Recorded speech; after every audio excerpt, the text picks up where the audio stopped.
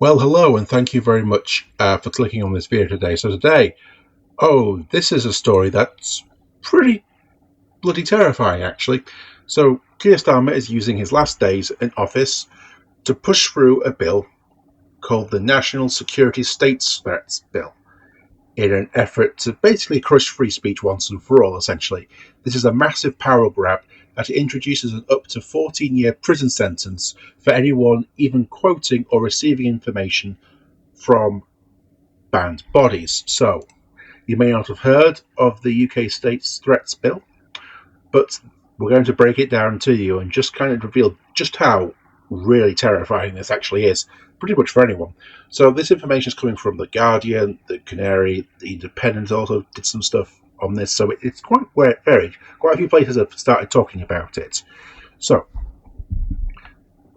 there have been many independent reviewers who review terrorist legislation who have called for safeguards for NGOs and journalists and kind of commentators before this bill becomes law this week. So let's delve into it. So,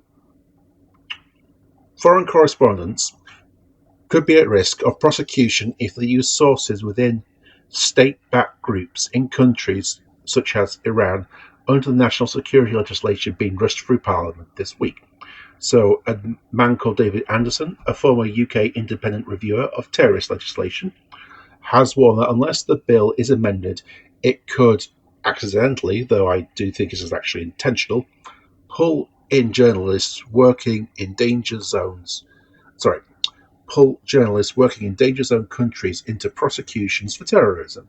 So the new anti-terror powers are designed to allow the UK government to label state-backed groups, as terrorist organisations, enable them to ban groups such as Iran's Islamic Revolutionary Guard, whatever it is they're called, and organisations like that. It may not sound bad on the face of it, but we'll get through this and you'll start to see where things kind of start to go off the rails. So this legal change, which is expected to complete its final parliamentary stages this week, would also create new criminal offences for people who support, assist, and obtain material benefits, and that's the key, from groups formally listed as state-supported threats. However, there are concerns that the National Security State Threats Bill would in practice go beyond its main aim at targeting proxies and would end up penalising foreign correspondents as well, or with other journalists and kind of commentators. So the press freedom groups have expressed concern at the warnings and asked the government to ensure that there are safeguards. But the government has basically refused to give any such safeguards, and you'll see. So the Home Office has, of course, as you would expect, denied that the bill would undermine the work of journalists. The department's guidance suggests that journalists are protected, but as Lord Anderson, who is a reviewer of terrorist legislation, has pointed out, those protections are not explicit in the bill at all. So there are no protections at all. It's just protections in theory. So let's kind of go on to see what he says. So he says the bill seems to have been pulled together in a hurry, with mooted safeguards for NGOs and journalists largely absent from its text, the PS said. That needs to be put right early this week before the bill becomes law. So, under this legislation, material benefits include not just financial benefits, but also information. It would be an offence to both obtain, accept, and retain this material benefit, but also to agree to accept it. And there is no reasonable excuse defence for this either. So what this would mean is that any journalist that uses an organisation as a source that has been designated as a terrorist organisation or has been designated as a state threat could face being prosecuted for supporting terrorism, even though the only thing that they have done is basically use an organisation as a source. So Jonathan Hall, the another independent reviewer of terrorist legislation, has also argued for the law to be amended, extending the reasonable excuse defence to cover information. And you may be surprised that the government has not accepted this recommendation. You'll be shocked to hear. So, so to go on with this, there are obvious concerns here for anyone whose legitimate business might cause them to have contact with a designated body or those in a position to give information on its behalf, Lord Anderson said in the briefing note. He then went on to say it would place potential jeopardy to a charity such as the Halo Trust, which could not lawfully ask the IRCG or its agents where landmines were laid. So to give a bit of context there, the Halo Trust is an organisation that works in places like Angola, Iran, works in many different parts of the world, and one of the things that they do is they remove landmines. And they would not be able to do this if if the organisations they have to speak to, have to, in a sense, work with to kind of clear these landmines, are designated as a state threat. So, it also says that, it also mentions that conflict resolution organisations that need to engage with designated bodies as part of its work would also be affected. There are many conflict resolution organisations and NGOs that exist out there, and aid organisations as well, where as part of their job, they have to work with organisations that would fall or could fall under being designated as a state threat. And they just wouldn't be able to do that work anymore, because if they did, they faced the prospect of basically a charge for supporting terrorism, even though all they've done is try to negotiate a ceasefire, try to initiate conflict resolution, try to deliver aid by communicating with a particular government, or just, as I've said earlier, or just removing mines. So then goes on to say, foreign correspondents could also be affected. Indeed, on the face of it, they would be at risk of prosecution if they have contact of any kind with sources, designated state bodies, or their agents. So, in a very sad and desperate attempt to kind of deflect from this criticism, ministers have argued that the information would only fall within the prohibition if it, and I quote, possesses an inherent value that enriches the recipient. But that is in of itself very vague, because let us say that a journalist writes an article, yeah, and as an article they quote Islamic Revolutionary Guard or some other organisation like that, and that article does well. It does very well. It gets a lot of clicks, it gets a lot of readers, whatever it is. Then that could very possibly fall under something that possesses inherent value that enriches the recipient, because the company that they work for would get ad revenue from it. That journalist may become much more high profile. It may lead them on to other work, things like that. All these laws, when it comes to not just this law, but these laws when it comes to stamping down on protests, stamping down on freedom of speech, are all intentionally vague, and there's a reason for it. And it's basically the logic of, if you have a big enough net, you'll catch more fish. And that is exactly what this is. This is just a basic and very deliberate attempt to basically shut down the free press, shut down freedom of expression, and shut down freedom of expression. So going back to Anderson, he has said that this definition, which I just talked about, of material benefit included information as a separate category distinct from the financial benefit clause. Now, they have also offered reassurance that those potentially caught by the new offence would only be prosecuted if the Attorney General considered it was in the public interest, which in of itself is a massive, massive problem, because it is this government that has designated Palestinian Action a terrorist organisation, even though they clearly aren't. Everyone knows they clearly aren't. The government's just full of shit. It's just to appease Israel. That's the only reason that's happened. And how are we supposed to trust that the Attorney General is not a piece of shit? essentially. Like, what guarantee is that?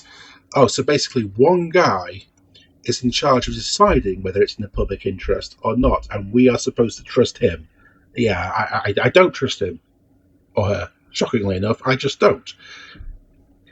And as Anderson says, he then goes on to say, people will have their own views on how robust such an assurance is in practice and in all the possible political futures he mentioned, which, yeah, that's also another point. Governments come and go. Maybe if one Attorney General is okay, but what about the next one and the one after that? To have that power in the hands of one person is a real roll of the dice, because you don't know what the quality of people you're going to get is. So other people chimed in on this. So Dawn Alpha, the chief executive of the Society of Editors, says foreign correspondents and investigative journalists often need to engage with dangerous organizations and individuals in order to expose wrongdoing and informing the public. They should not be left relying on the prosecutorial discretion to determine whether legitimate news gathering is lawful. And what this will mean is that people just won't take the risk. We just won't report on things. And she then goes and say, if there is any ambiguity, Parliament should take the opportunity to make explicit on the face of the bill that bona fide journalistic activity carried out in the public interest is not criminalised. Clear legal protection is preferable to relying on the assurances about how the law may be applied. And Nick Williams, the Policy and Campaigns Officer for the Index on Censorship, it says here, my notes are here from The Guardian, said it was concerning that there appeared to be a significant difference of opinion between two independent reviewers of terrorist legislation and the Home Office about how the application of law is applied. Yes, and that is a very good point. There is such a divide, there is such a chasm between what the Home Office is saying and people who are actually independent legal experts are saying, and independent legal experts are saying, oh God, this is a real nightmare. This will crush journalism. This will crush freedom of expression. And what it will basically mean is that we, the public, will not have the opportunity to hear information from the other side. And one thing to bear in mind is that this is just what this will mean is that people could face charges basically for just quoting someone, just receiving information from someone that has been designated as a state terror threat. It's absolutely insane. And when you consider the laws against protest, the very lax laws about designating organizations as terrorist organization, taking the online security bill, if you take all of this into account, look at the bigger picture, and it's very clear that the Labour government, and probably governments to come after that as well, are very keen and are determined to crack down on dissent and to crack down on contrary opinions. And we'll get to a point where there will only be what we might call approved dissent, the kind of disagreement that we approve of and not the kind of disagreement that we do not approve of. So kind of continuing on this, many civil liberties groups, including things like Amnesty International and a whole host of other ones, warn that this law will grant the Home Office basically absolute power to decide who is allowed to speak and who we are allowed to hear from. And by leaving the definition of assisting a designated body really quite vague, they have basically created a monopoly on news, on narrative. And the independent media outlet, ZTO, I think that's pronounced, has warned of the severe danger of this new power grab. The outlet has warned that journalists face immediate arrest for simply conducting public interest interviews with banned groups, which is a fair point and an interesting point to make, because sometimes some of the worst people, or people that we don't disagree with, sometimes they have a point. Whatever we may think of them, sometimes they have a point. Maybe the Iranian government does have a point. Maybe an armed militia group in another part of the world, maybe they do have a point. Maybe there are real grievances here. And do we not, as the public, have a right to hear them and to come to our own opinion about what we feel, how we feel about it, rather than basically having the British government coming in and saying, no, no, no, no, no, no. You're not going to hear from them. We are only going to hear from the mainstream media, which is toothless and mostly ineffective, and us. And that's all you're going to get. And anything else, nope, not going to hear from it. And journalists won't be able to receive information from people regarding banned organisations.